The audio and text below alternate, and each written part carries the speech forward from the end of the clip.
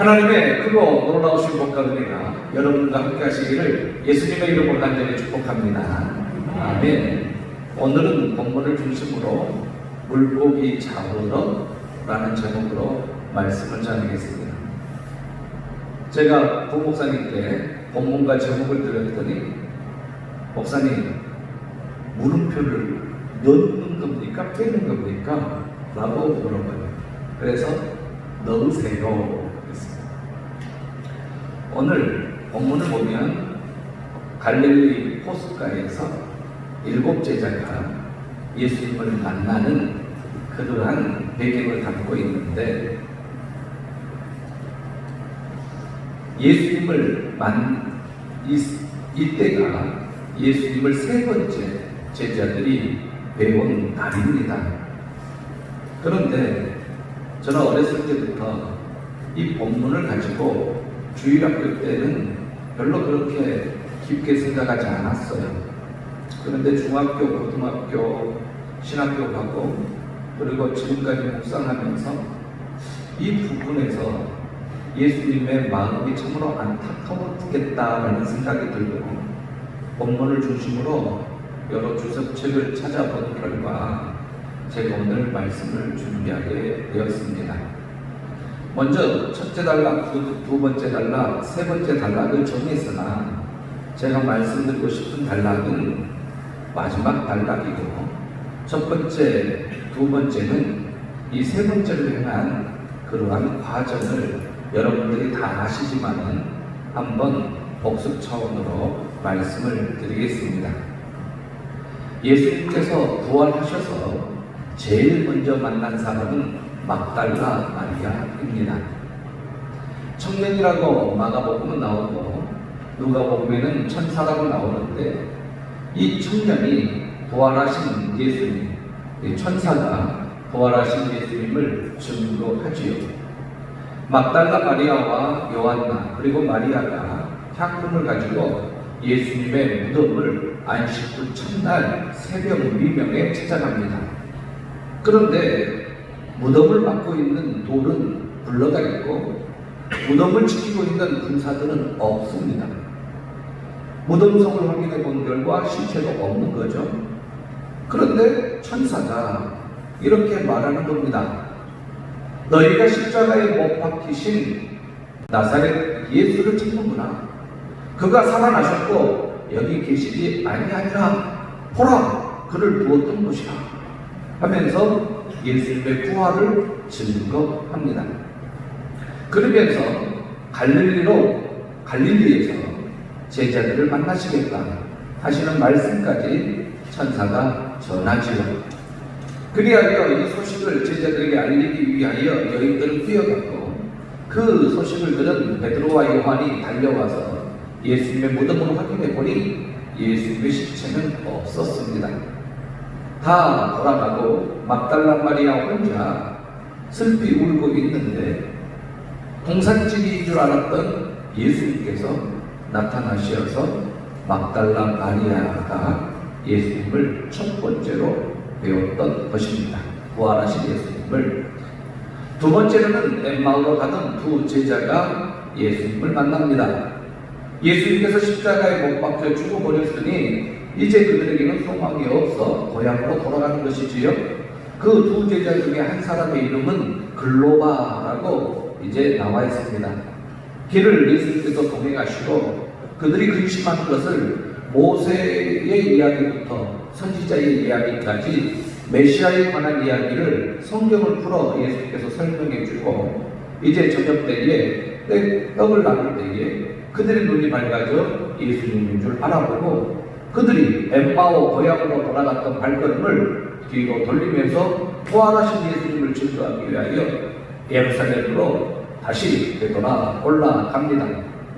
그때 베드로를 만나게 되는데, 베드로는 이미 예수님을 만났습니다.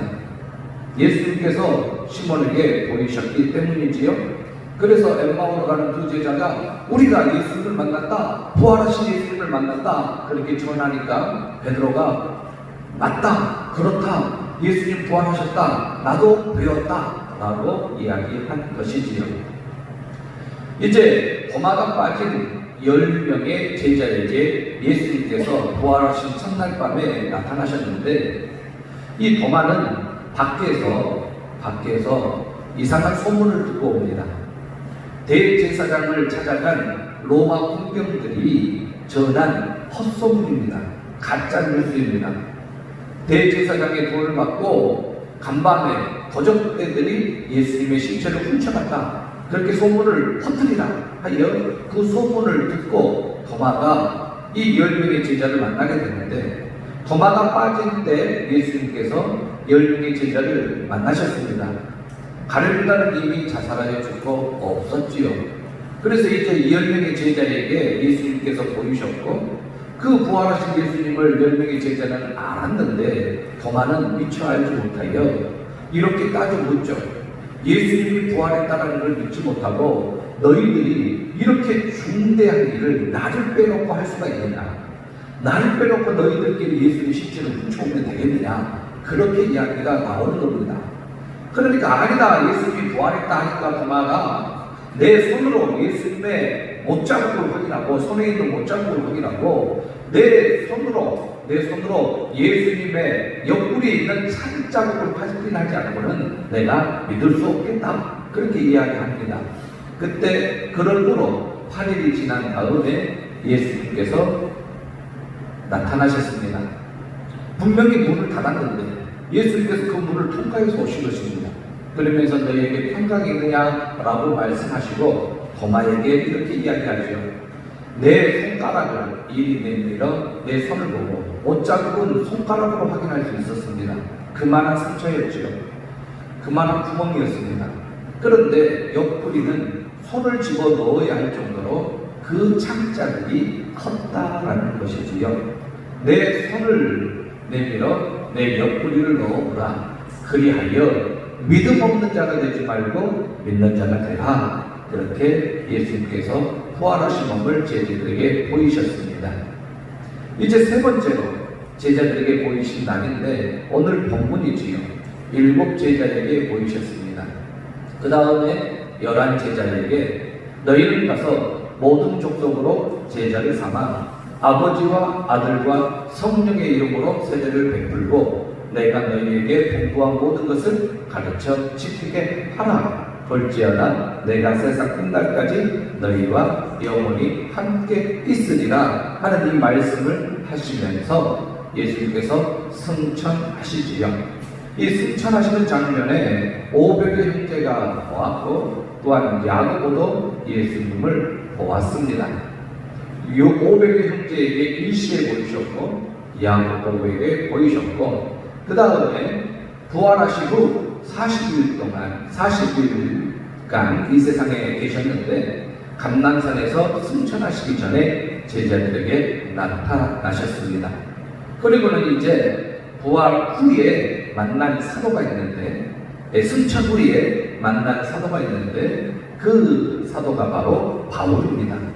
바울은 예수님께서 승천하신 후에 만났던 사람이지요. 이렇게 바울 사도는 예수님을 만나고 나서 맨 나중에 만삭되지 못하여 난 자 같은 내게도 보이셨다 하시면서 부활하신 예수님을 증거했습니다. 첫 번째로 살펴볼 내용은 갈릴리라는 지역입니다. 이 갈릴리라는 지역은 예수님께서 공생의 기간 동안 복음을 전하신 주된 장소였습니다. 그래서 예루살렘은 의미가 있는 도성이지만 복음 증거에는 제자들에게는 예루살렘보다 갈릴리였습니다. 자, 예수님께서 공생애를 시작하면서 갈릴리 지역을 다니시면서 사도들을, 제자들을 부르시는데 먼저 베드로와 안드레를 부르지요. 그들은 어부였습니다. 어획의 기적 체험케 하시면서 베드로와 안드레를 부릅니다. 또 다음 날 필립을 부릅니다. 이렇게 예수님께서는 갈릴리를 다니시면서 제자들을 모으셨지요. 그리고 부르셨습니다. 그러면서 이제 제자들과 함께 갈릴리 지역의 회당에 들어가서 전도하십니다. 그러면서 이적을 행하시지요. 귀신들을 내어쫓으십니다. 회당에 들어가서 또한 모든 병과 모든 약한 것들을 예수님께서 고치십니다. 그리고 가르치시며 복음을 전파하셨습니다. 예수님께서 제자들을 부르시고 제일 먼저 보여주시는 것은 회당에 들어가서 복음을 증거한 거였습니다. 메시아, 그리스도. 그리고 약한 자들을 고치시고 그 다음에 병든 자들을 고치시는 거였습니다. 이 소문이 쫙 퍼지게 된 것이지요. 이건 사람의 힘으로 할 수 없는 놀라운 일을 예수님께서 행하시고 천국 복음을 증거하니까 이건 삽시간에 이 온 지역에 퍼지게 됩니다. 갈릴리 사방에 퍼지지. 그러니까 이 소문을 듣고 큰 무리가 예수님을 따르게 되는 겁니다. 예수님 앞에 나와왔습니다. 그런데 갈릴리 지역뿐만 아니라 소문에 소문이 나서 데가볼리 지역, 예루살렘, 유다, 요단강 건너편에 요단강 동편 쪽에서도 막 예수님을 만나러 갈릴리 지역으로 오게 되는 겁니다. 수많은 무리가 예수님을 따랐어요. 완전 슈퍼스타 지역. 예수님이 가는 곳곳마다 어마어마한 무리들이 예수님을 따르게 된 것입니다.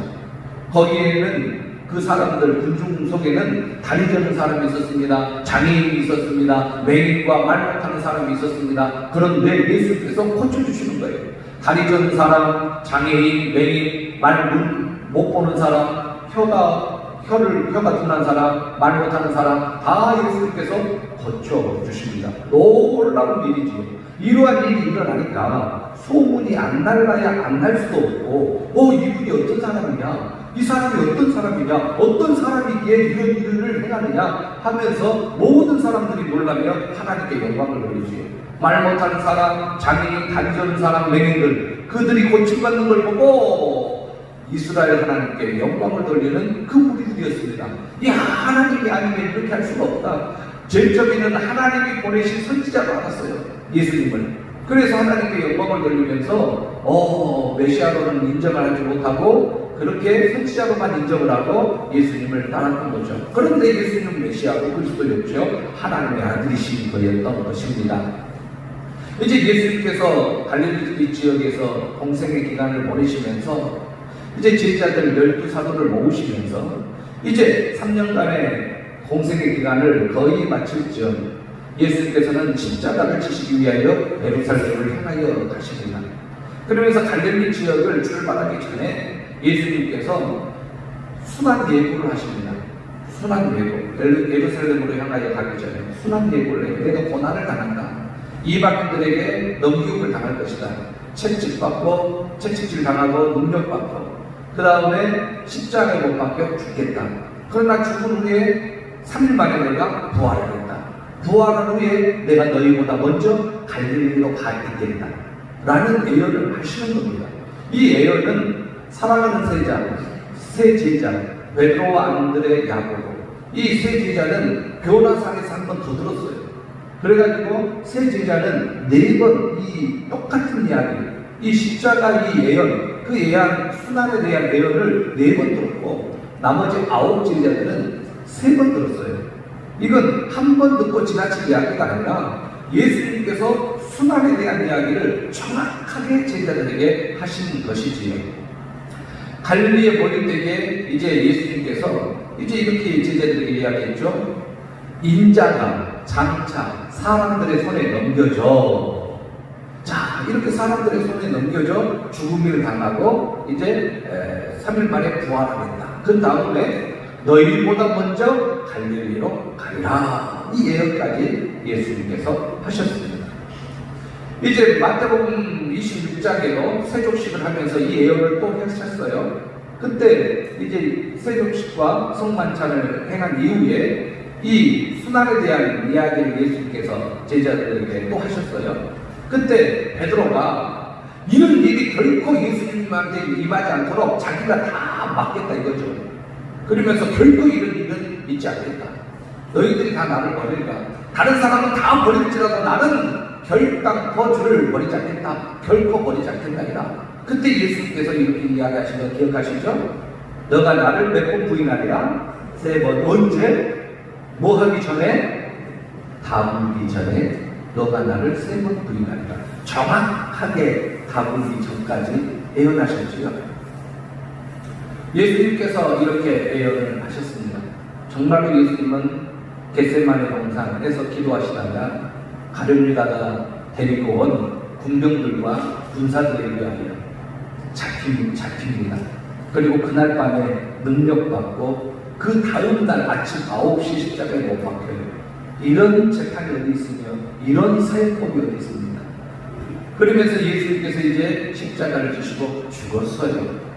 십자가에서 6시간 동안 매달리시면서 예수님께서 물과 피를 다 쏟으시며 저와 여러분들을 대신하여 죽으셨지요. 그런데 여러분, 베드로는 마음속에 기억하죠. 무엇을 기억할 것 같습니까? 다굴기 전에 너가 나를 3번 부인하리라. 이게 이루어졌죠. 3번을 부인하고 나서 닭이 물들었지요. 그렇다면 베드로는 또 하나를 생각해야 되죠. 예수님의 예언이 이것이 이루어졌다면 예수님이 십자가에 못 박혀 죽겠다. 정말로 십자가에 못 박혀 죽으셨죠. 죽은 후에 3일 만에 살아나겠다. 3일 만에 살아나겠다라는 걸 기억해야죠. 그리고 내가 너희들보다 먼저 갈릴리에 가 있겠다. 이게 다 예언인데 지금 예수님의 예언이 하나하나 성취되고 있는 거죠. 이것을 지금 베드로는 경험하고 있습니다. 체험하고 있습니다. 먼저 다불기 전에 내가 나를 3번 부인하리라. 그걸 체험했어요. 십자가의 죽으심. 이걸 체험하죠. 그리고 이제 그렇다면 무엇을 체험하겠습니까? 예수님의 부활하심입니다. 천사가 여인들에게 전합니다. 예수님 부활했다. 살아나셨다. 그리고 가서 제자들에게 전해라. 너희보다 먼저 갈릴리로 가 계시길 바라고 가서 전해라. 그 말을 듣고 여인들은 그걸 전합니다. 그러면 베드로는 지금 다 성취됐죠. 3번 부인하리라. 십자가, 예수님의 부활 소식을 듣고 또한 예수님을 2번째 만났던 사람입니다. 그러면서 이제 3번째 만나려고 갈릴리로 가요. 그리고 갈릴리로 가가지고 그 갈릴리 호숫가에서 12시 지역은 갈릴리, 11시 지역은 디베나인데 디베나 호수라고도 하죠. 거기에서 지금 갈릴리 바다에 있어요. 자, 그런 상황입니다. 3번째로 살펴볼 내용은 제가 여러분들과 함께 나눌 말씀입니다. 갈릴리로 간 제자들은 베드로를 따라 밤새도록 물고기를 잡았습니다. 여기에 저는 물음표를 붙였던 거죠. 잡았습니다가 아니라 왜 잡았냐 이거예요. 물고기를 잡으러 베드로가 왜 갔나 이겁니다. 여기에 물음표를 던져봅니다. 7명의 제자의 이름이 본문 2절에 나와요. 베드로, 도마, 그리고 나다나엘, 세베대의 아들들, 안드레, 야고보, 그리고 제자 각 7명이 거기에 있었습니다. 어떤 면류인지 배고파서인지 아니면 무슨 이유인지 이 베드로가 나는 고기를 잡으러 가겠구나 라고 이야기해요. 그때 저는 초등학교 때는 예수님을 만나기 위해서 기다리기 위하여 갈릴리로 갔고 그러다 보니까 고기도 잡았겠지 라고 생각했는데 신학교에 가서 묵상을 해보니까 베드로가 고기를 잡으러 간 것은 아주 돌발적인 행동이었다는 겁니다. 그런데 이 돌발적인 행동을 옆에 사람들이 다 옹호하고 동조하면서 같이 행했다는 거예요. 이 왜 돌발적인 행동이냐? 나는 물고기 잡으러 가요라. 그런데 갔어요. 아무것도 잡지 못합니다. 여러분, 왜 이것이 돌발적인 행동이겠습니까? 예수님께서 제자들을 부르실 때에